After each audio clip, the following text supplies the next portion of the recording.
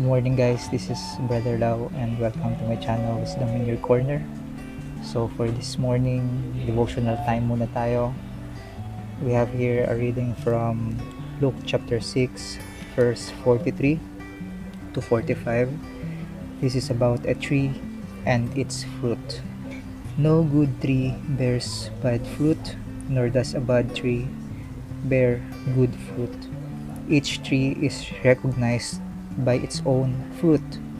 People do not pick figs from thorn bushes or grapes from briers. A good man brings good things out of the good stored up in his heart, and an evil man brings evil things out of the evil stored up in his heart. For the mouth speaks what the heart is full of. Key verse natin is verse 45 and the last sentence. For the mouth speaks what the heart is full of. Sinearch ko yung meaning ng heart just to be more accurate, and I found out that heart, figuratively, ibig sabihin nun is the thought or the feelings or even mind. Yun yung nire-represent ng heart. It's the being of a person. So not necessarily emotion lang siya. It even talks about the mind.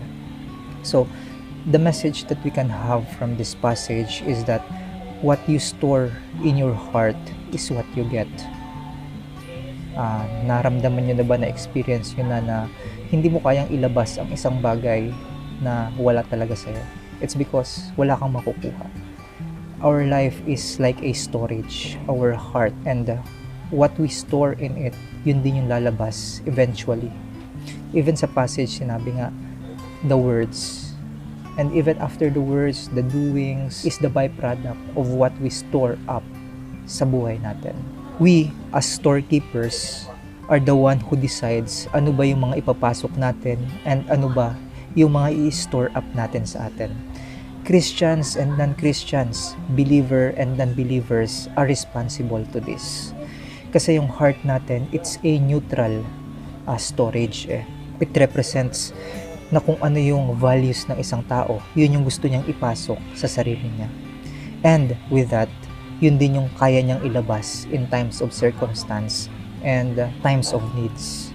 Again, the heart represents the whole being of a person, his intelligence, his will, his emotion.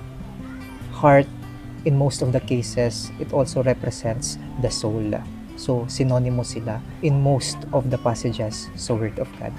Pero ito yung gusto nating i-message for the Christians, that God has a provision for this. And even to those who want to believe. Ezekiel chapter 11 verse 19 says here, I will give them an undivided heart and put a new spirit in them. I will remove from them their heart of stone and give them a heart of flesh. Then they will follow my decrees and be careful to keep my laws. They will be my people and I will be their God.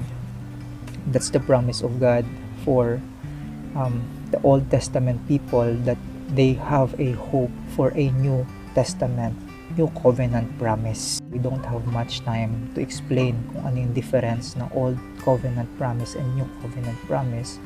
But God is direct in His promise here that He will give a new heart, a new spirit. So a new heart means new desire.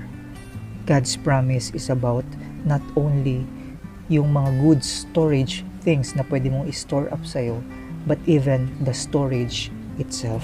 Babaguhin niya yung storage house mo. If before, our hearts are a neutral space na pwedeng pasukan ng good or bad, which makes it hard for non-believers to unrenewed hearts na to get what is good and bad. Parang kahit ano na lang, okay lang ipasok. But for this new covenant, new promise, God creates a new place which will desire and store good things. So, i-desire na ng new storage, ng new heart, what God wants for that person to have. And that's an advantage to every believer. Na kung dati ang desire mo is ganito, now God can change that because you have a new heart. And for that, syempre we have to respond. If ganun yung desire ni God sa atin, for sure, we also have a work to do.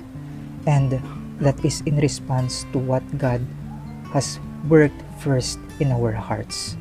So let us be responsible in what we let inside of us. And if you are struggling to desire for good things continually, consistently, probably baka hindi pa rin renewed yung hearts natin. Probably baka hindi fully surrendered kaya wala tayo nito. But for sure, meron naman talagang battle. It's a matter of really being honest to God kung ano ba yung need mo. Is that the new heart or a disciplined spirit na to get good things na magko-compatible sa new storage na meron ka? Help is always there. You have to ask for it. So I hope this video encouraged you to really pursue deeper devotion for the Lord. It's a heart-based relationship. That's it. Have a good day. Enjoy the presence of God. Blessings to you. Bye-bye.